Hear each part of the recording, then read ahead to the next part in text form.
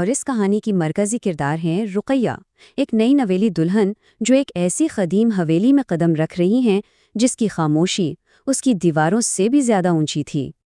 حویلی کے بالکل بیچوں بیچ ایک بہت ہی پرانا جامن کا درخت کھڑا تھا، اور اس کے ساتھ ہی رقیہ کو اپنی ساس سے ایک عجیب سی نصیحت ملی کہ رات کو اس درخت کے پاس بالکل مت جانا۔ یہیں سے آپ سمجھیں سسپینس کی بنیاد پڑی۔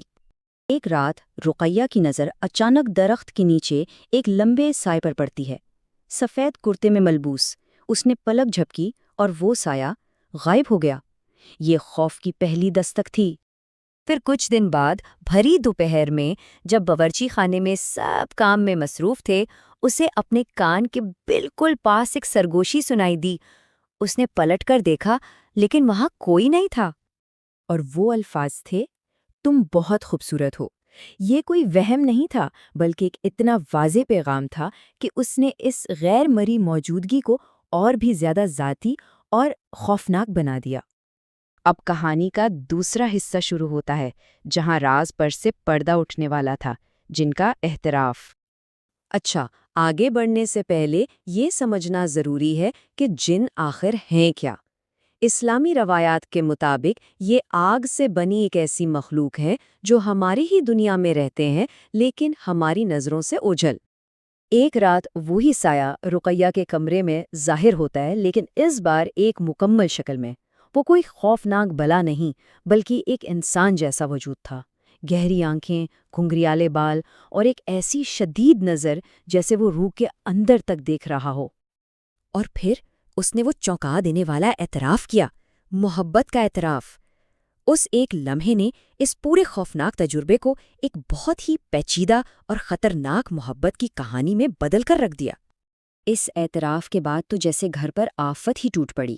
کھانا خود بخود خراب ہو جاتا، کپڑوں پر جلنے کی نشان ملتے، اور سب سے خوفناک، راتوں کو مرکزی دروازے کی زنجیر خود بخود کھنکنے لگتی، جن کی موجودگی اب پورے گھرانے کے لیے ایک عذاب بن چکی تھی۔ اب کہانی کا تیسرا حصہ شروع ہوتا ہے، روحانی جنگ کا آغاز، یعنی خاندان نے جوابی کارروائی کا فیصلہ کیا۔ آخرکار رقیہ کی ہمت جواب دے گئی اور اس نے اپنے شوہر کو سب کچھ سچ سچ بتا دیا۔ پہلے تو شوہر کو یقین نہیں آیا، لیکن اسی رات جب دونوں نے اپنے کانوں سے دروازے کی زنجیر ہلنے کی آواز سنی تو شک یقین میں بدل گیا۔ خوف اب اکیلے رقیہ کا نہیں رہا تھا۔ جب حالات قابو سے باہر ہو گئے تو خاندان نے مدد کے لیے ایک عالم دین کو بلایا۔ مولوی صاحب نے گھر میں قدم رکھتے ہی بھانپ لیا کہ معاملہ کسی انسان کا نہیں ہے۔ مولوی صاحب کی تشخیص نے خاندان کے بدترین خدشات پر مہر لگا دی۔ انہوں نے صاف صاف کہہ دیا کہ یہ کوئی معمولی سایہ نہیں بلکہ ایک طاقتور جن ہے جو رقیہ کے عشق میں مبتلا ہو چکا ہے۔ جیسے ہی مولوی صاحب نے علاج شروع کیا، جن کا غصہ جیسے آسمان پر پہنچ گیا۔ اس نے اپنی طاقت کا مظاہرہ کرنا شروع کر دیا۔ کبھی بغیر ہوا کے درخت کی بھاری شاخ ٹوٹ کر گرتی تو کبھی گھر میں توڑ پھوڑ ہوتی۔ وہ جیسے کہہ رہا تھا کہ وہ آسانی سے ہار نہیں مانے گا۔ اب آتا ہے کہانی کا چوتھا اور سب سے مشکل حصہ، وہ دردناک روحانی علاج۔ یہ روحانی علاج آپ سمجھیں ایک دو دھاری تلوار جیسا تھا۔ ایک طرف قرآنی آیات کی طاقت سے جن کمزور پڑ رہا تھا، لیکن اس کی قیمت رقیہ اپنی صحت سے چکا رہی تھی، وہ دن بدن زرد پڑتی جا رہی تھیں، اور دوسری طرف جن کا غصہ اب تکلیف میں بدلتا جا رہا تھا۔ یہ کہانی کا ایک اہم جذباتی موڑ ہے۔ رقیہ نے خواب میں جن کو روشنی کی زنجیروں میں جکڑا ہوا دیکھا، اور اس کی آنکھوں میں غصہ نہیں بلکہ شدید درد تھا۔ یہ دیکھ کر رقیہ کا خوف ایک عجیب المناک ہمدردی میں بدل گیا۔ اسے احساس ہوا کہ وہ بھی ایک مخلوق ہے جو درد محسوس کر سکتی ہے۔ اور اب کہانی کا پانچواں اور آخری حصہ، ایک آخری غمگین الوداع۔ علاج کی آخری رات صحن سے درد بھری چیخیں آتی رہیں، اور جب صبح ہوئی تو مولوی صاحب نے دیکھا کہ درخت کے نیچے زمین جگہ جگہ سے ایسی گیلی تھی جیسے کوئی وہاں بیٹھ کر ساری رات روتا رہا ہو۔ یہ اس کی شکست اور دکھ کی گواہی تھی۔